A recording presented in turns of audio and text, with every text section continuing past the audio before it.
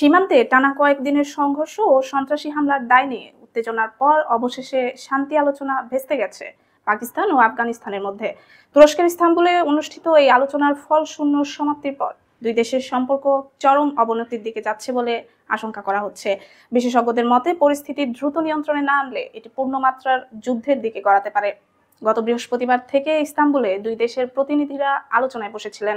শুক্রবার পর্যন্ত আলোচনা চললেও শনিবার তা ভেঙে যায়। তালেবান সরকারের মুখপাত্র জাবিহুল্লাহ মুজাহিদ বলেন, পাকিস্তান আলোচনায় অসহযোগিতামূলক ও দায়িত্বহীন আচরণ করেছে।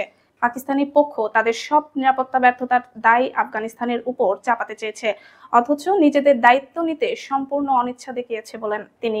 তবে তালেবান সরকার এখনই যুদ্ধ চায় না জানিয়ে মুজাহিদ বলেন, আলোচনা ব্যর্থ হলেও যুদ্ধবিরতি অক্ষুণ্ণ থাকবে। তিনি দাবি করেন, পাকিস্তানের একতরফা মনোভাবের কারণেই আলোচনায় কোনো অগ্রগতি হয়নি।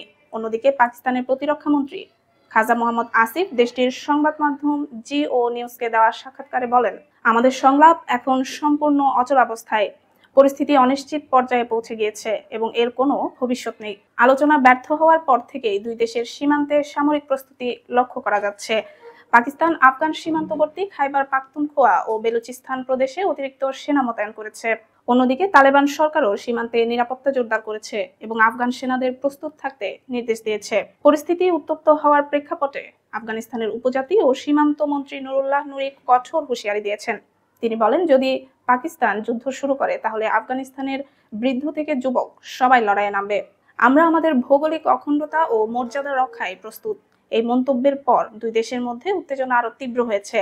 কূটনৈতিক সূত্রগুলো বলছে, ইস্তাম্বুল বৈঠক ছিল সংঘর্ষ নিরসনের শেষ বড় সুযোগ, যা এখন হাতছাড়া হয়েছে।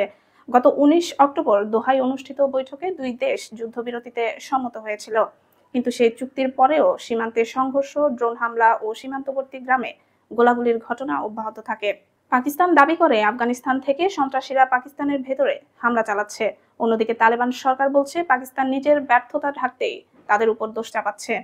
বিশ্লেষকরা মনে করছেন, দক্ষিণ এশিয়ার এই দুই প্রতিবেশীর মধ্যে নতুন করে যুদ্ধ বাঁধলে তা শুধু সীমান্ত অঞ্চলের জন্য নয়, বরং পুরো অঞ্চলের নিরাপত্তা ও স্থিতিশীলতার জন্য ভয়াবহ প্রভাব ফেলবে।